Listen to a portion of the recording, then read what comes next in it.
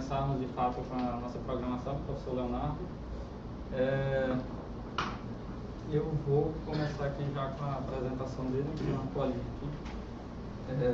O professor Leonardo ele fez a graduação na UFRJ em 94, mestrado e doutorado ele fez aqui em Recife com o professor Cid, e posteriormente ele foi fazer pós-doutorado lá na Alemanha.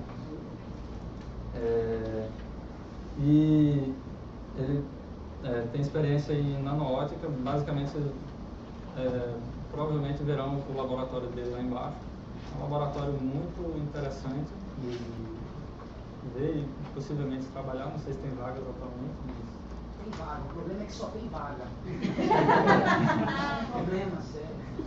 Então tem bastante vaga, quem estiver interessado pode ir lá. E o professor Leonardo, ele é membro afiliado da Academia Brasileira de Ciências desde 2009, membro do Comitê Assessor da FACEP, produtor pesquisa de produtividade CNPq nível 2. E recentemente, acho que semana passada, saiu aquela notícia que ele foi eleito como representante, embaixador, cientista embaixador da Fundação Alexander von Humboldt pelos próximos 3 anos aqui no Brasil. Então é realmente professor de alto gabarito. Vale a pena. Aqui tem um presentinho da Quantum Tech, essa canequinha aqui. Quantum Tech, obrigado. E também aqui uma assinatura de cacau. Obrigado. Obrigado. Pode deixar aí.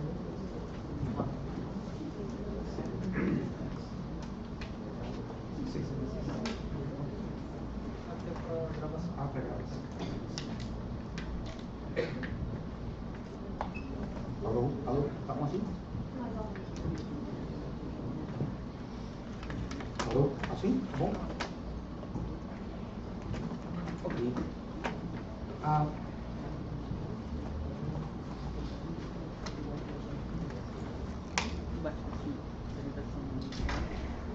Bom, inicialmente eu quero agradecer o convite que o Student Chapter me fez para novamente contribuir para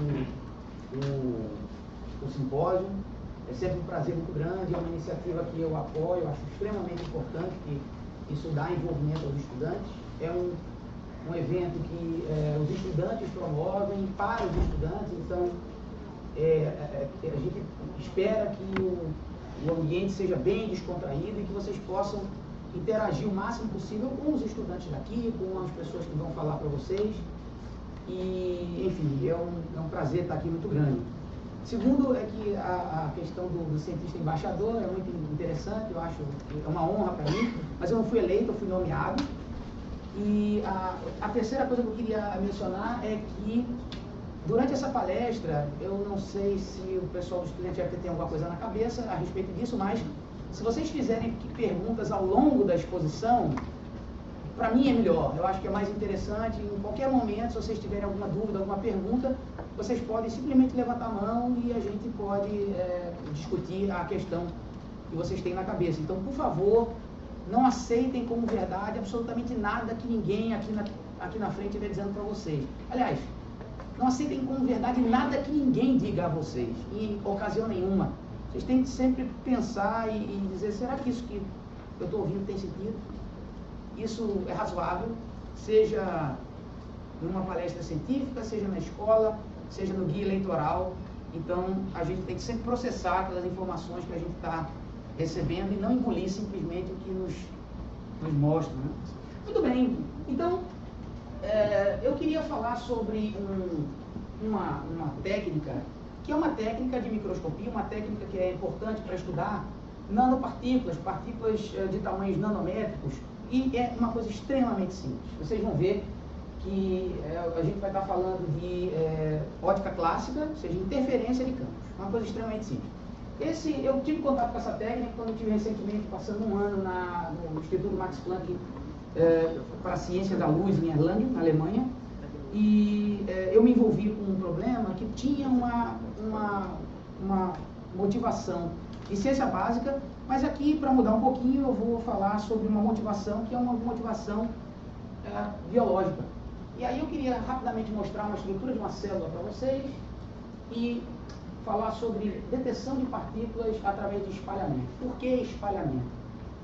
E aí eu vou falar sobre essa técnica, vou falar sobre detalhes, não muitos detalhes, mas a essência da técnica, e vou, se o tempo der, vou falar sobre 4 aplicações dessa técnica e depois eu vou simplesmente fazer um resumo. Muito bem, então a motivação é essa figura. Então isso aqui é um esquema de uma célula mais evoluída, por exemplo, aquela que forma, uma célula típica que forma o nosso organismo, e que nós temos um núcleo, uma parede celular, várias organelas nessa célula. Se nós dermos um zoom numa dessas organelas, a gente pode ver algo que é uma coisa desse tipo. Você tem uma membrana plasmática, a parte do interior da célula, e essa membrana plasmática, ela é uma lâmina, uma superfície que é constituída por lipídios. São duas, é um bilayer, uma dupla lâmina. E tudo o que acontece na célula, isso aqui pode demonstrar um pouco da complexidade, passa por essa membrana. Então essa membrana ela tem permeabilidade seletiva, existe transporte lateral de estruturas nessa membrana, etc. E hoje em biologia, ainda, o conhecimento que se tem das estruturas é extremamente limitado. Qualquer informação nova que você obtenha de uma estrutura biológica a respeito de como isso funciona, o que acontece, é de grandíssimo valor para principalmente biólogos e médicos, as pessoas que trabalham pesquisando em ciências biológicas. Isso tem implicações de desenvolvimento de medicamentos, etc. Então, eu escolhi como aplicações para focalizar essa palestra em exatamente estudar dinâmicas bidimensionais, como, por exemplo, o que acontece se um vírus vai atacar uma célula para se multiplicar. Ele primeiro tem que chegar perto da membrana, e aí o que ele faz? Quando ele chega na membrana, o que ele faz para entrar na membrana? Então, coisas desse tipo vão motivar esta palestra. Muito bem. Existem vários métodos que você pode usar para fazer imagem. O mais comum é via fluorescência. O que significa isso? Você tem uma partícula que emite luz, você excita essa partícula floresce. Ou seja, ela emite luz, geralmente luz no comprimento de onda maior do que o da excitação, mas isso tem um problema, porque se você fica olhando muito tempo por essa partícula, principalmente se for uma nanopartícula, uma partícula que é composta por um número de átomos muito pequeno, essas partículas elas sofrem o chamado bleaching, o empaledecimento. Ou seja, devido ao fato de você várias vezes excitar o ciclo óptico daquela partícula, você pode induzir um processo fotoquímico, um fotofísico, que faz com que a partícula não emita mais luz. E aí a fonte do seu sinal vai embora. Se você estiver lidando com partículas muito pequenas, até mesmo no nível de moléculas individuais, você vai falar de um sinal que é muito pequeno, o que significa dizer que a relação sinal-ruído é baixa. Então você tem que lutar para você poder medir alguma coisa. Certo? Esse é o grande desafio quando você está lidando com partículas nanoscópicas, de você fazer medidas com uma relação sinal-ruído aceitável. O método natural seria então o espalhamento. O espalhamento ele não requer partículas fluorescentes, que na verdade são a maioria da natureza. As partículas que fluorescem são uma minoria extrema, né? Então muitas das partículas que você eventualmente quer estudar, você não pode estudar fluorescência porque elas não florescem, certo? O espalhamento não passa pelo problema do empaledecimento e, além disso, como você está simplesmente olhando para a luz espalhada, você não precisa de fazer nenhum estágio de labeling, de rotulação ou de marcação dessas partículas, o que significa que você pode acompanhar processos em tempo real. Se você tem uma determinada estrutura biológica que você quer estudar com fluorescência e essa estrutura não floresce, o que você tem que fazer? Você tem que parar, pega a estrutura, anexa a essa estrutura uma partícula que floresça e aí você faz o seu estudo. Então, mas de você pegar a partícula até fazer todo esse processo e começar o seu estudo, muita coisa pode ter acontecido. Então, o espalhamento é um método natural para isso. E aí, então, qual é o tipo de aparelho que a gente pode usar? Qual é o tipo de esquema? É isso aqui, olha. Isso aqui é a superfície de um microscópio. E aí nós incidimos a luz de excitação na superfície do microscópio. Isso aqui é uma lâmina de vidro. Aqui nós temos uma nanopartícula com a constante dielétrica epsilon da partícula. Ela pode estar circundada, ela está circundada por um meio de constante dielétrica E do meio. E quando nós incidimos esse campo de excitação e nós olharmos para a luz que volta para cá, o que nós vamos ver? Nós vamos ver primeiro uma reflexão da luz de excitação na superfície. Então esse é o campo de reflexão, refletido, ou o campo de referência. Ele vai servir para nós como uma referência. E além disso, e esse campo de referência, se essa partícula está no foco dessa objetiva que focaliza a luz, esse campo de referência chega aqui como uma onda plana. Além disso, essa partícula espalha a luz. E essa luz espalhada, se a partícula for normalmente, como são partículas nanoscópicas, elas são esféricas ou muito próximas disso, vai ser uma onda esférica espalhada com um campo scattered. E esse campo scattered, ele depende de quê? Esse campo espalhado, ele é proporcional ao campo que incide, certo? Que é o EI, com uma constante de proporcionalidade chamada polarizabilidade da partícula. Quanto maior a polarizabilidade da partícula, maior é a amplitude do campo espalhado. E é possível demonstrar que essa polarizabilidade, ela é proporcional ao diâmetro dessa nanopartícula ao cubo, ou seja, ela é proporcional ao volume da partícula. Ou seja, esse campo espalhado é proporcional ao tamanho da partícula, certo? E é claro, depende aqui da diferença entre os índices de refração da partícula e do meio, né? E aí, o que acontece? Quando você tem esses índices de refração iguais, o campo espalhado é nulo. Você, para espalhar a luz, precisa ter contraste de índice de refração. Muito bem, excelente. Então, se nós colocarmos um detetor aqui, para olhar para esse sinal que volta, o que você vai ter? A intensidade detectada, você detecta intensidade, você nem detecta campo, né? É a amplitude do campo refletido mais a amplitude do campo espalhado ao quadrado. Certo? Interferência. E isto, se você escrever que o campo refletido é igual a uma refletividade vezes o campo incidente, o campo espalhado é um parâmetro de espalhamento, que é a polarizabilidade vezes o campo incidente, e você tem ainda aqui um termo, que é o termo de interferência, que depende do módulo da polarizabilidade, depende da refletividade do campo, e depende de uma fase que vai ter a ver com a propriedade, com a característica dessa partícula. A gente sabe que uma partícula dielétrica espalha um campo com uma determinada fase em relação ao campo incidente. Se a partícula for metálica, essa fase é diferente. Então, medindo a fase do espalhamento e o módulo da polarizabilidade, nós podemos medir a seção de choque de espalhamento da partícula. Ou seja, a polarizabilidade da partícula, que é um número complexo, via de regra, módulo e fase. Muito bem, esse termo puramente espalhador aqui, S ao quadrado, ele vai com o campo ao quadrado, então ele vai com D à sexta, certo? Então, a dependência desse termo é com o tamanho da partícula à sexta, o volume da partícula ao quadrado. Significa o seguinte: se você estiver trabalhando bem, tranquilo, com uma partícula de 100 nanômetros de tamanho, e agora você quer dar um passo além, você quer estudar uma partícula muito menor, que tem o tamanho de 1 nanômetro.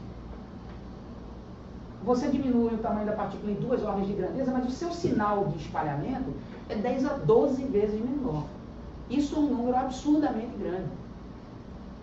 Enquanto que, se você conseguir olhar para este termo aqui de interferométrico, como ele depende do tamanho da partícula somente, o volume da partícula, quando nós passamos para um regime de uma partícula muito pequena, o sinal é apenas 1 milhão de vezes menor.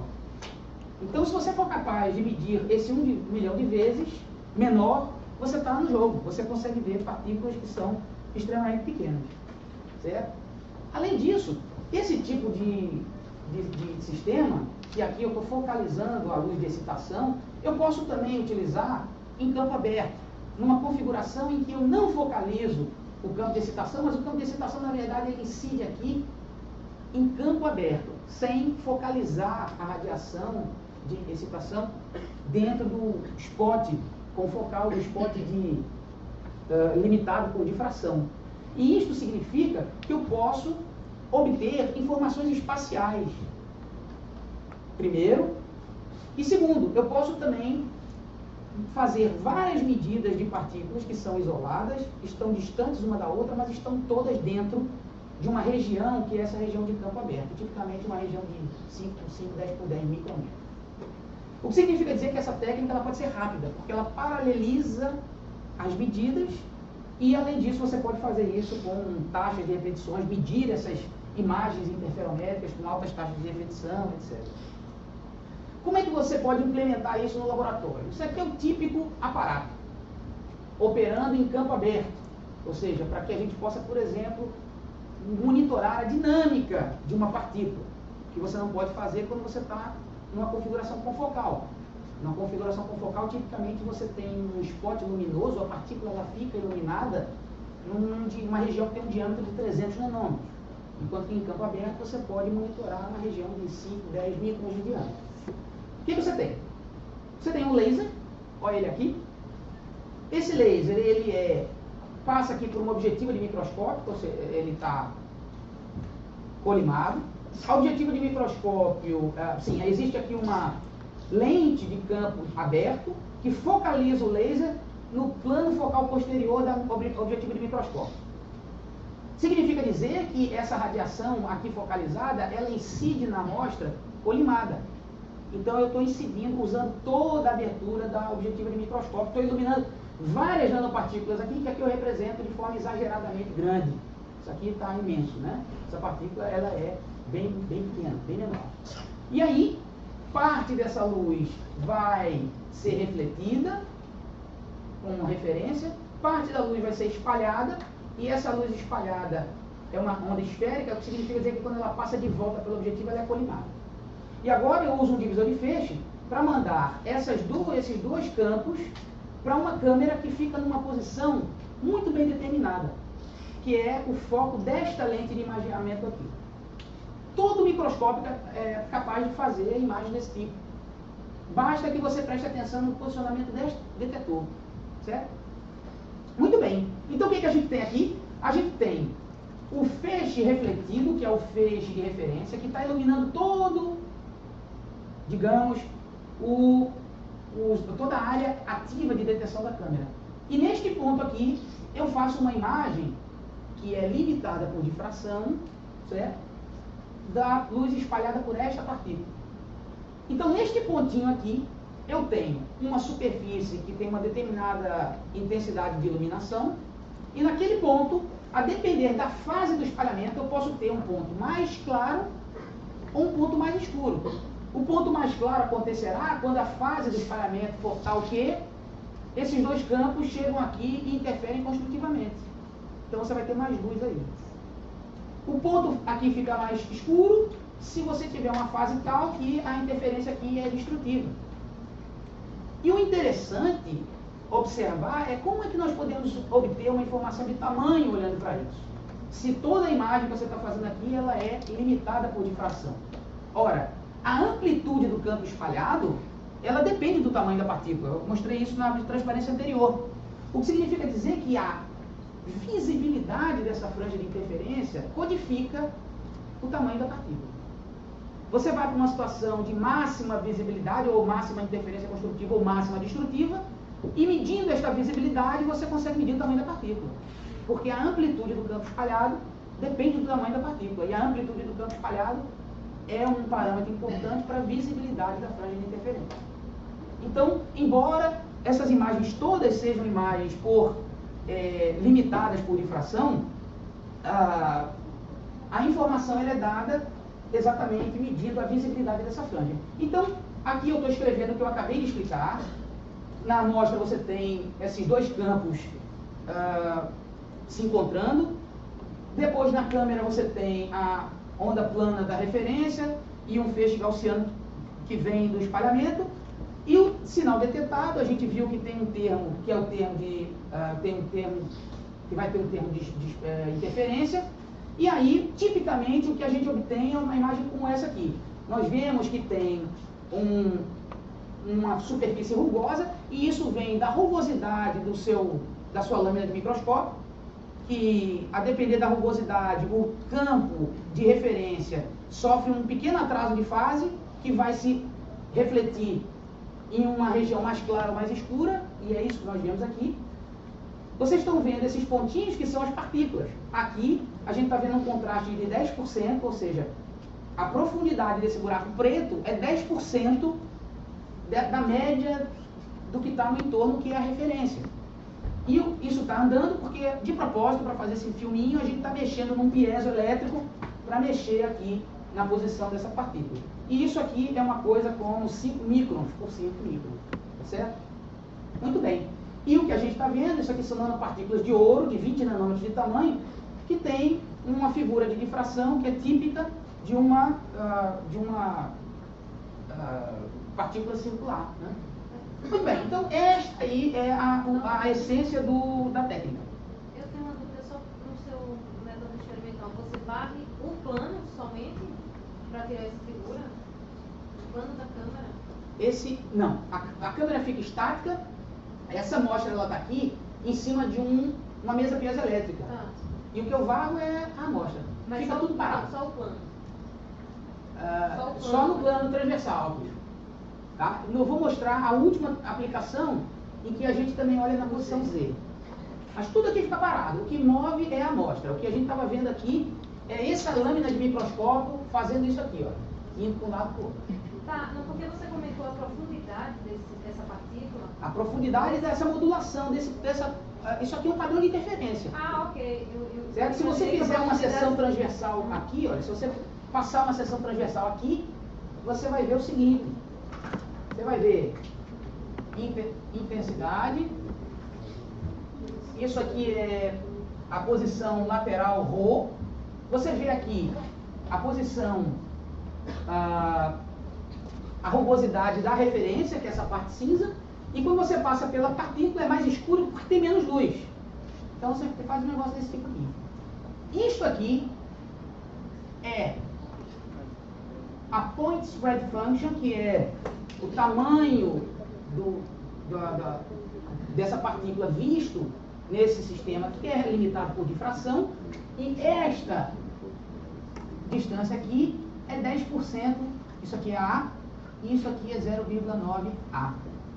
Porque a modulação, que é isso aqui, esse contraste de 10%, é tal que partículas de ouro no ar, isso aqui no caso foi pego no ar, dão um contraste de 10%. Se você colocar isso na água, o contraste cai. Porque a diferença de índice de refração é menor, o que significa dizer que a amplitude do campo espalhado é menor. E esse padrão circular que aparece ao redor dela é só da rugosidade, só da rugosidade? Não, esse padrão circular que vocês estão vendo aqui, isso aqui vocês estão vendo caracteristicamente esse padrão circular. Isso é a manifestação da Point Spread Function de uma abertura circular, que é um padrão de Airy. Lembra lá, né? Você passa uma onda plana numa abertura circular.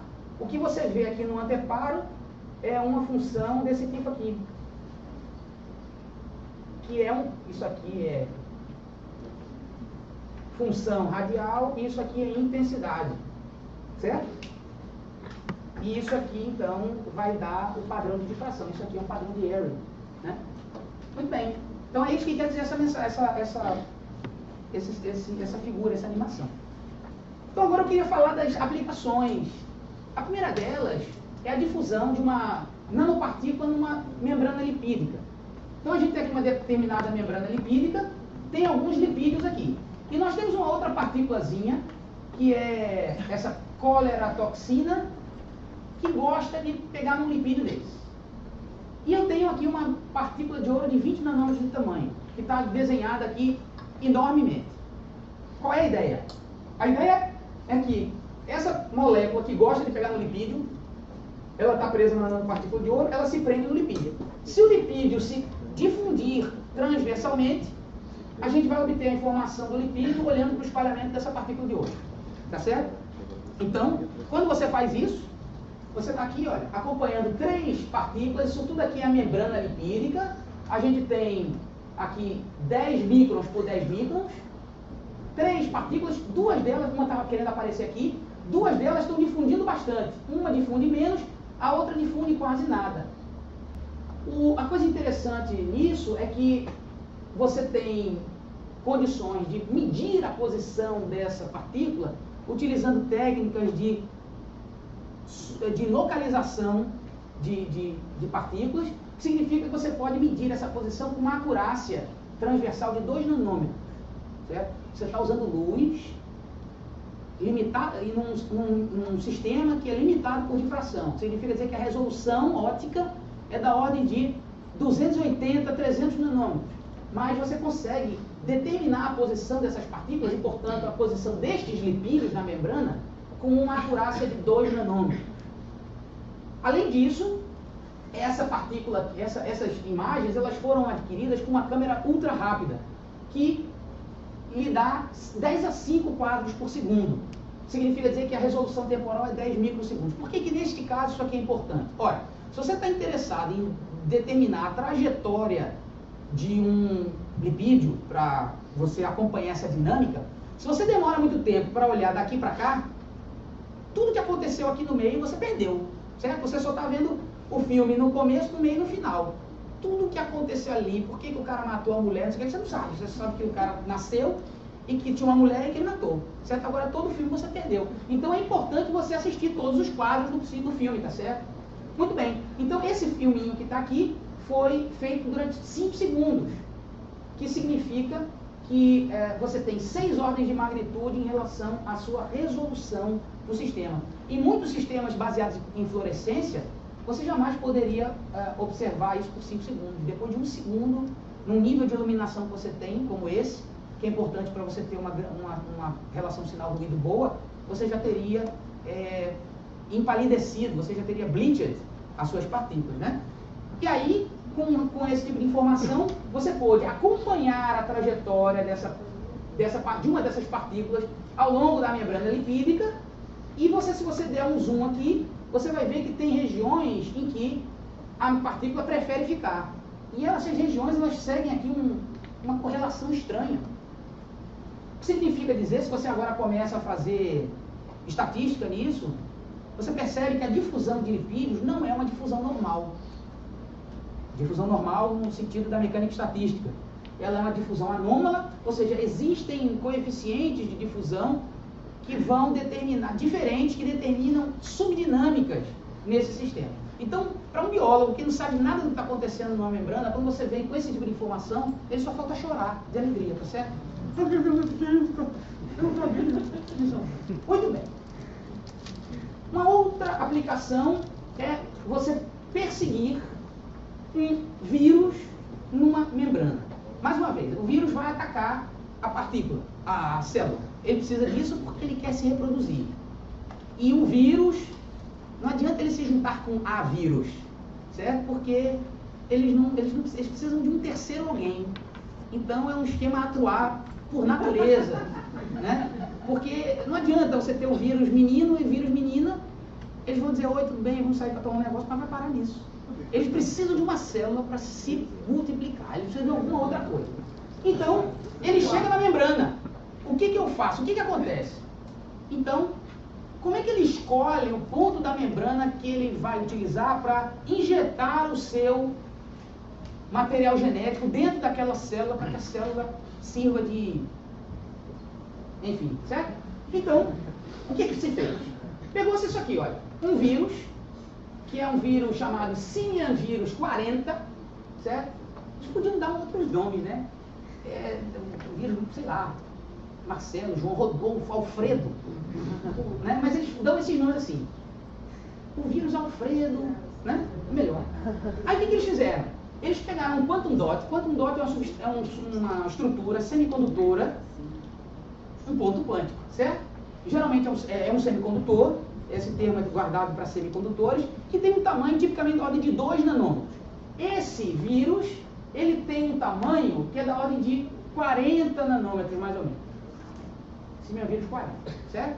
E o quantum dot tem 2 nanômetros. Então, isso aqui também está grande demais para essa figura, mas a presença desse quantum dot numa determinada posição aqui, em coordenadas esféricas, não deve afetar significativamente a dinâmica do vírus, porque é muito pequena essa partícula.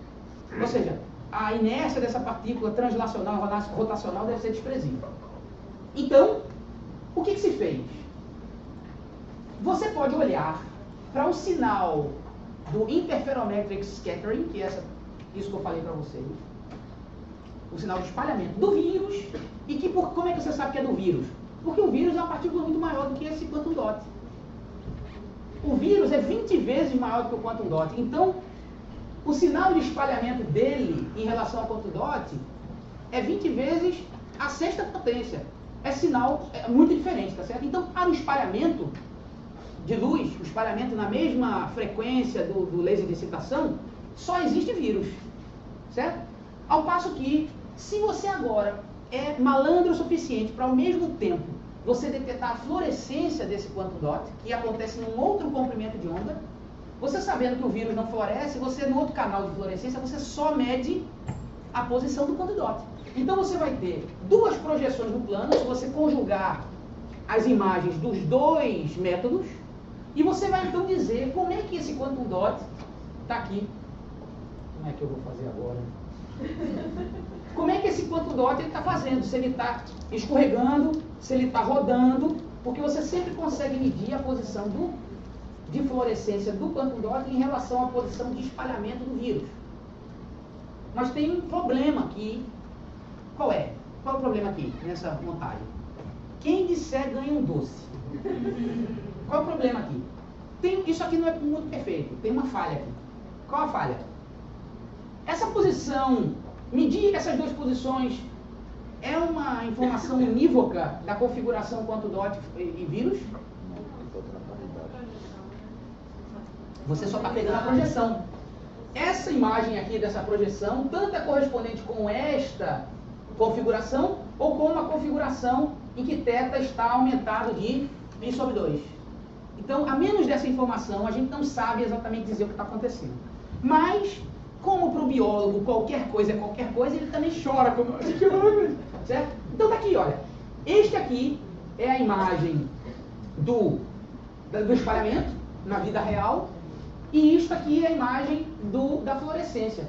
E aí você coloca as duas coisas juntas, a posteriori, e você vê a trajetória, como é que é. Então, em azul é a trajetória do vírion, que é dado pelo espalhamento, e em vermelho a trajetória do quantum dot. Isso aqui tudo você sabe em quantos pixels está, porque você consegue fazer, superlocalização com uma resolução de 2 nanômetros, então você sabe dizer quando é que está. Então, para cada ponto desse aqui, que é um frame, que você está tirando, você está coletando a cada 7 milissegundos nesse caso, você consegue ver que nesse ponto a situação do sistema estava desse jeito, nesse outro ponto aqui, esse quantum dot passou para cá, e depois ele continuou rodando, aí ele fez isso, e depois ele fez isso, e depois que você junta todos esses quadros, você pode fazer o quê? Um filme. Um filme, cadê o filme?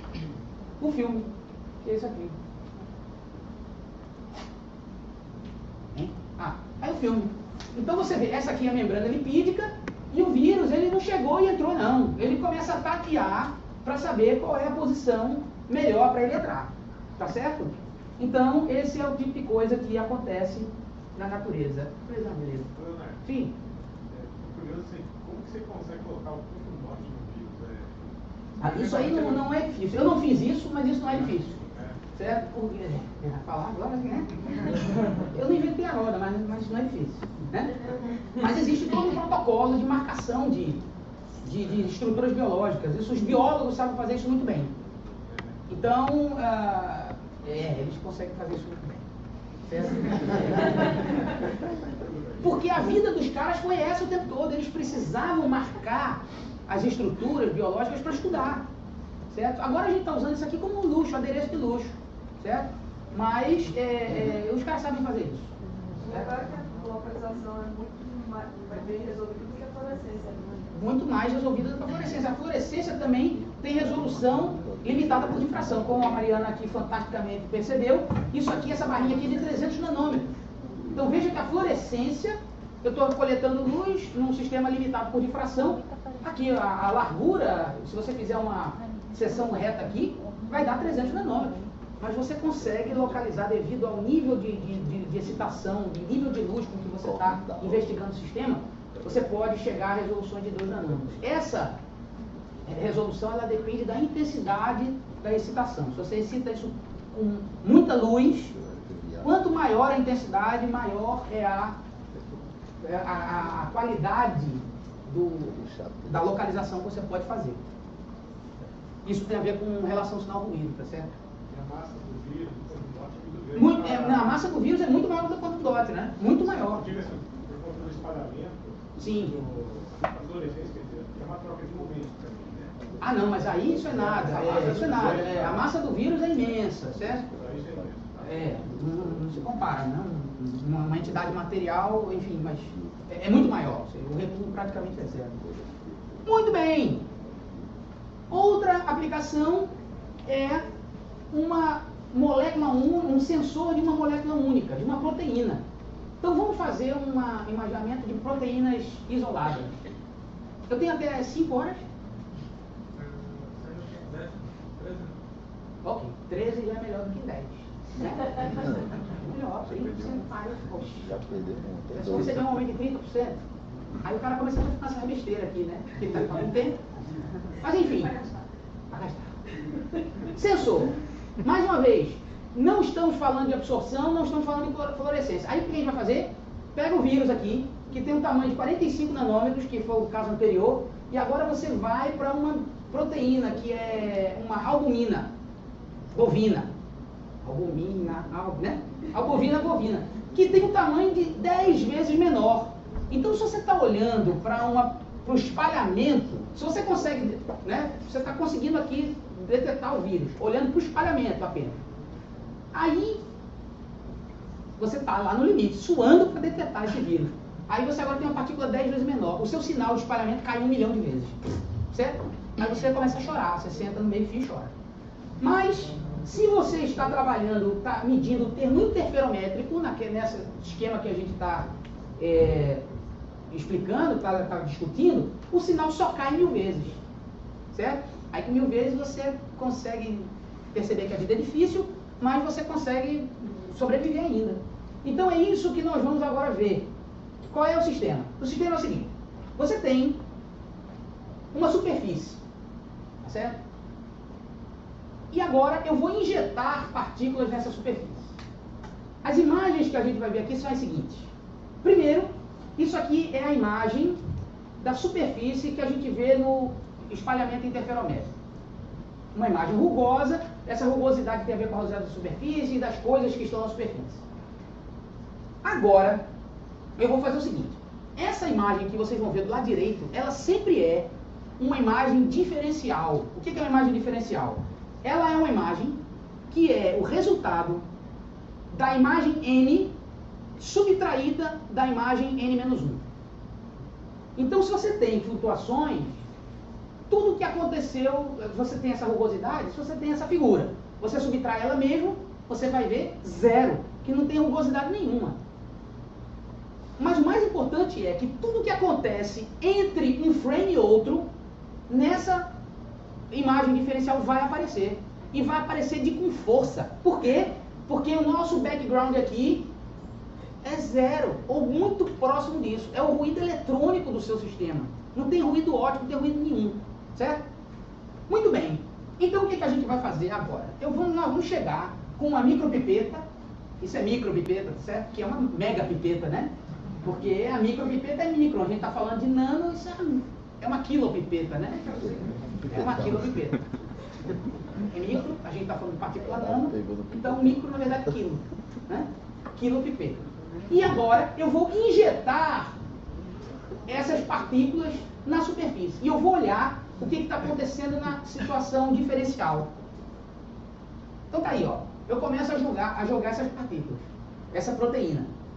A proteína que prende existem outras proteínas que agarram essa proteína que você está injetando, que é a albumina.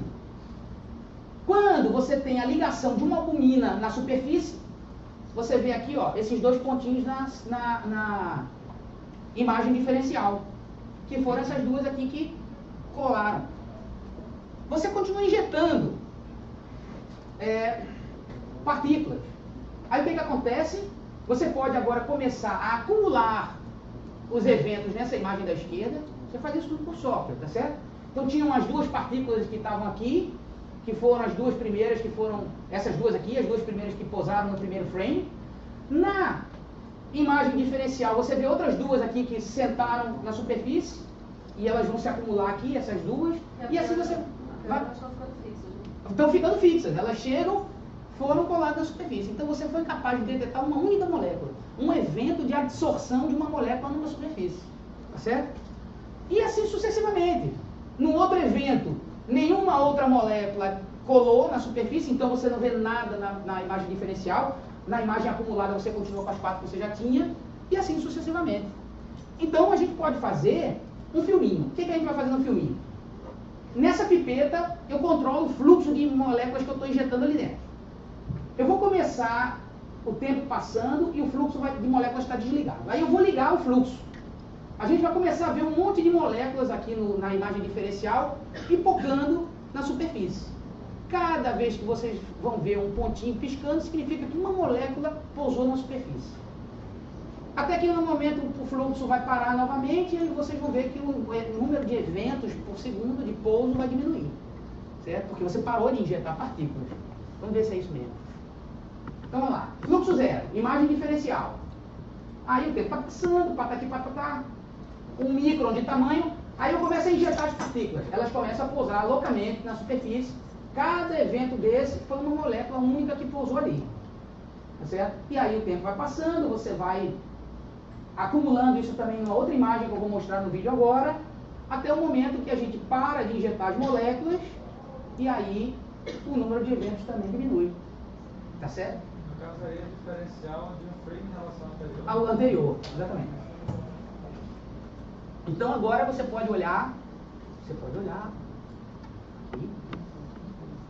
Eu não consegui fazer esse vídeo funcionar, aí eu tenho que sair aqui da apresentação. Então agora, esse vídeo é o vídeo acumulado e com as técnicas de localização, aquelas que dão uma acurácia de 2 nanômetros, eu vou marcando os pontos respectivos aqui do lado direito, certo? Então vamos lá. Aqui, ó. As moléculas vão começar a chegar, é uma ou outra, o fluxo ainda não está para valer, mas o fluxo começa, e aí vocês vão marcando em que pontos essas moléculas estão pousando na superfície.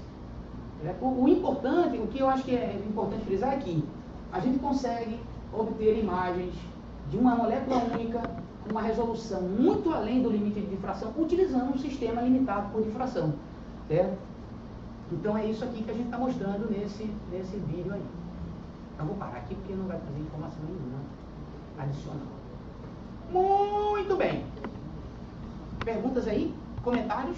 Essas moléculas, esses pontos maiores que aparecem, quando aparece uma que é um... É um bunch. Mega evento. Isso, é um mega evento, por quê? Porque na verdade não é uma molécula só. É um agregado de moléculas. Aí como é que você sabe? Leonardo, como é que você sabe que só tem uma molécula? Muito simples. Para cada pouso desse que eu estou verificando, eu vou lá e meço o quê? O diâmetro é igual para todo mundo, porque é tudo limitado por difração. A resolução é 300 nanômetros. Essas moléculas têm 4 nanômetros. O diâmetro vai ser igual para todo mundo. Certo? Se você tem uma partícula de 1 nanômetro olhando num sistema com a resolução de 300 nanômetros, essa partícula aparece com 300. Se você tiver uma partícula de 50 nanômetros, ela vai aparecer com 300. Se você tiver uma partícula de 200 nanômetros, ela vai aparecer com 300. Se você tiver uma partícula de 201 nanômetros, ela vai aparecer com 300. Se você tiver uma partícula com 202 nanômetros, ela vai aparecer com 300. Se você tiver uma partícula com 203 nanômetros, ela aparece com 300. Como é que eu faço para dizer que aquilo é uma partícula única? Para cada evento desse, eu meço o quê? O contraste. E você vai ver que o contraste é múltiplo de uma determinada grandeza, em todos os eventos. Significa que aquele contraste, o quanto de contraste, é uma partícula única. Porque não é possível que em 1 milhão de eventos aconteça da molécula vir junto com uma segunda molécula, por exemplo, o tempo todo. Então você mede o contraste, certo? O contraste é o parâmetro-chave nessa história aí. Muito bem. Como última aplicação, eu queria mostrar agora você seguir tridimensionalmente partículas de ouro armadilhadas num potencial eletrostático. Então o que você tem? Você tem aqui a lâmina do microscópio, você está iluminando por baixo, aí você tem aqui o campo de refletido, mas agora, a depender, se essas partículas estão aqui em cima, a depender da posição Z dessas partículas, a fase da luz espalhada vai mudar. Por quê? A fase da luz espalhada ela tem 3 componentes. Uma componente tem a ver com a chamada fase de Gui, que tem a ver com a focalização do feixe. Isso não muda para ninguém. É a mesma coisa para todo mundo. A segunda fase tem a ver com a natureza dessas partículas. Se essas partículas elas são todas metálicas, do mesmo metal, essa fase da luz do campo espalhado vai ser também o mesmo para todas as partículas. Mas existe uma fase, que é a fase da propagação de luz desta posição até a posição Z, de excitação, e a luz espalhada de volta. Esta fase, então, vai mudar a visibilidade da franja de interferência. Só que essa visibilidade agora, ela codifica o quê? A posição Z. Porque a visibilidade é função da fase de propagação, que por sua vez é função da posição Z. Então agora, para uma determinada partícula, digamos, eu deixo o tempo rodar. Essa partícula ela vai difundir tridimensionalmente no nosso sistema, nessa armadilha eletrostática. Para fazer um mapeamento transversal, a gente já cansou de fazer isso aqui nos exemplos anteriores. A novidade agora é que a posição longitudinal, ela tem a ver com o contraste, que vai variar de acordo com a posição Z. Então está aqui, ó. Mais uma vez, agora a fase do espalhamento é função de Z. E isso aí é a ideia principal. Está aqui, ó. Partículas de 100 nanômetros de ouro, certo? Num potencial tridimensional. Aqui é Z.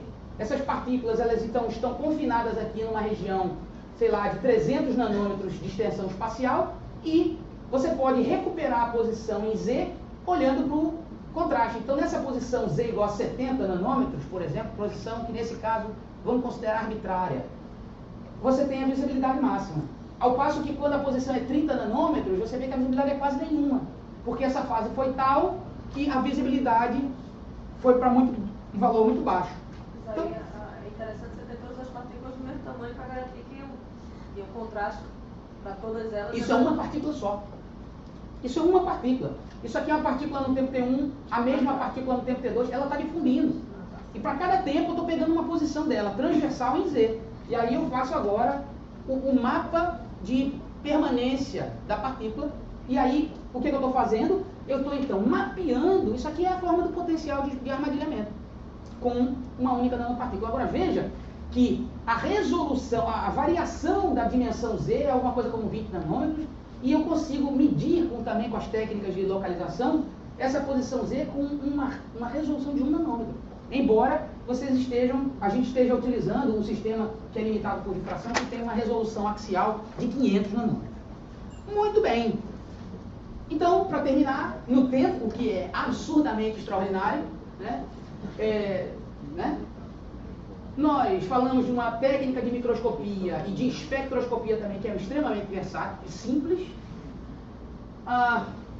Ela se baseia no espalhamento Rayleigh de partículas, e embora estando no limite de difração, nós podemos obter informação a respeito do tamanho da partícula. Ela é uma técnica que pode ser implementada de uma maneira muito rápida, de tal maneira que você tenha resolução temporal suficiente para seguir uma dinâmica de uma partícula de uma forma aceitável. Isso é uma questão técnica que eu não vou discutir aqui. Quem quiser discutir depois mais comigo, eu posso mencionar isso. E, fundamentalmente, a gente pode... Isso aqui, na verdade, foi feito desde que eu fui convidado a preparar essa palestra. Ou seja, esses exemplos, esse filminho que eu mostrei da pipeta, estava ainda em uma fase de testes, mas isso aqui já foi detetado, ou seja, a absorção de proteínas. Então, isso também permite você medir em tempo real interações e dinâmicas de biomoléculas.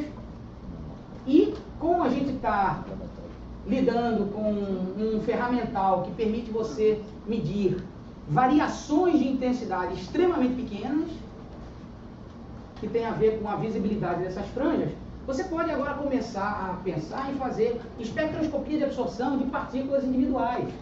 Isso é um problema muito sério, porque quando você faz uma medida de absorção no laboratório, com o seu espectrômetro, com o seu espectrofotômetro, melhor dizendo, você mede um negócio chamado extinção. E a extinção é algo que leva em consideração ao mesmo tempo o espalhamento e a absorção. Neste limite de uma partícula única, é uma coisa extremamente complicada você separar essas duas coisas. E com essa técnica, você é capaz de medir tanto a amplitude do fator de espalhamento, da polarizabilidade, que tem a ver com... Lembra, só tem a radiação espalhada quando tem contraste de índice de refração. Então, o módulo da polarizabilidade está ligado ao índice de refração daquela partícula, de uma nanopartícula. Enquanto que a fase da polarizabilidade está associada com a absorção. Então, se você é capaz de medir parte real e imaginária da polarizabilidade, você está medindo a refração e absorção de uma única nanopartícula. Bom, com isso, então, eu termino agradecendo a alguns colegas que me cederam alguns vídeos para mostrar para vocês. E com isso eu finalizo agradecendo a atenção e me colocando à disposição até o final do workshop, do simpósio, para a gente discutir, falar sobre coisas interessantes, etc. Obrigado pela atenção.